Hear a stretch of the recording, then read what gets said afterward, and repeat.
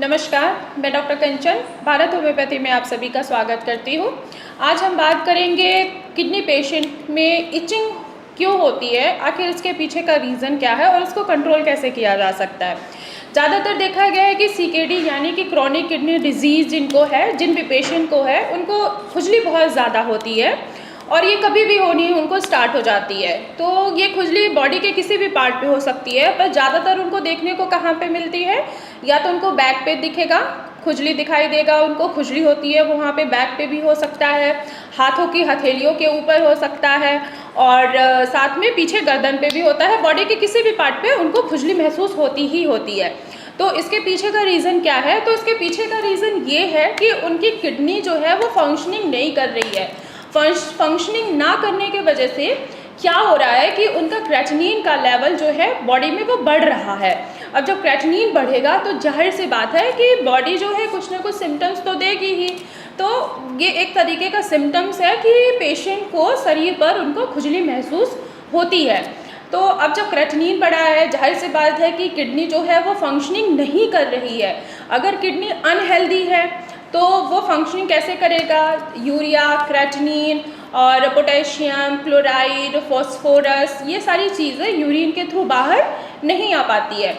जब हमारी kidney healthy होती है तो किडनी का काम है, आप सभी को पता है कि किडनी काम क्या करती है। उसका काम है कि वेस्ट मटेरियल को बाहर निकाल देना, यानी कि प्यूरिफिकेशन का काम है। अब जब किडनी अनहेल्दी है, वो काम नहीं कर पा रही है, उसकी फंक्शनिंग डिस्टर्ब हो गई है, तो यूरिया और क्रेटिनिन, फॉस्फोरस, पोटेशियम, ये सब सारी चीज़ें इंक्रीज़ हो रही हैं, जिसके वजह से पेशेंट को खुजली आनी स्टार्ट हो जाती है।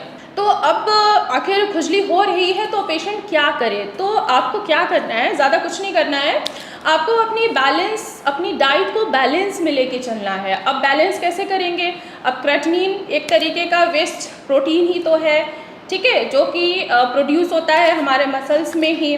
तो अब इसको हम बैलेंस कैसे करें? तो आप सभी को पता है कि अगर जिनको भी क्रेटिनिन का लेवल बढ़ जाता है, और इससे पहले भी मैंने वीडियोस बनाए हुए हैं कि आखिर किडनी पेशेंट अपनी क्या क्या डाइट वो फॉलो कर सकते हैं ड्यूरिंग ट्रीटमेंट और आफ्टर ट्रीटमेंट, और अगर उनको क्रेटिनिन की प्रॉब्लम है तो अपनी डाइट कैसे फॉलो करें। तो इसके पीछे मैंने एक वीडियो बना रखी है, आप मेरे चैनल पे जाके देख सकते हैं।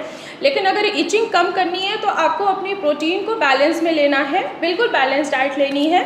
आपको ज़्यादा प्रोटीन इंटेक नहीं करना है। जैसे अब प्रोटीन की बात कर रहे हैं तो सबसे ज़्यादा रिच प्रोटीन किस में होता है? वो होता है मटन में होता है, फिश में होता है, चिकन में होता है, पनीर में होता है और पल्सेस में भी होती हैं। तो आपको ये सारी चीज़ें नहीं लेनी है।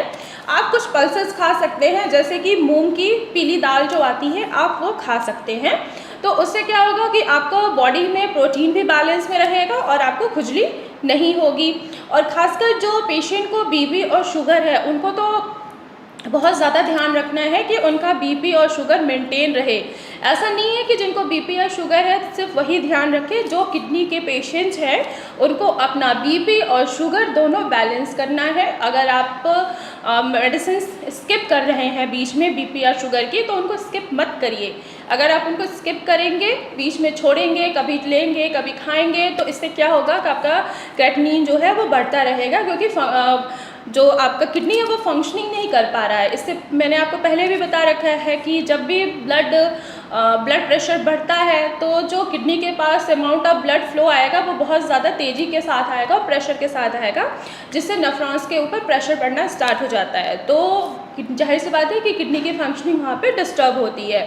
तो आपको बीपी और शुगर दोनों को बैलेंस कर लेके चलना है, जिससे आपको इचिंग थोड़ी सी कम हो जाएगी।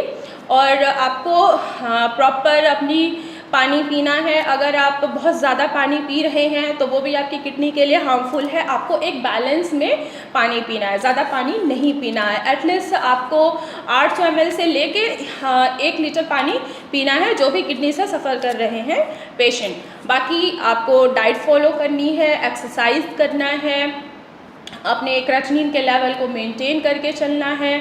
और सबसे मोस्ट जो इम्पॉर्टेंट बात है कि आपको स्ट्रेस नहीं लेना है।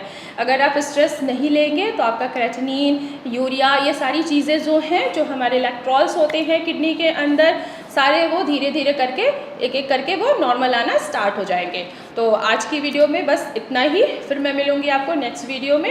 कोई भी पेशेंट चाहे किसी भी डिजीज़ से सफ़र कर रहा हो, चाहे वो किडनी डिजीज़ हो, चाहे वो किसी भी तरीके का डिजीज़ हो, मेल इनफर्टिलिटी हो, फीमेल इनफर्टिलिटी हो, या अस्थमा से रिलेटेड या COPD से रिलेटेड कोई भी डिजीज़ है, तो भारत होम्योपैथी में मैं उसका स्वागत करती हूँ।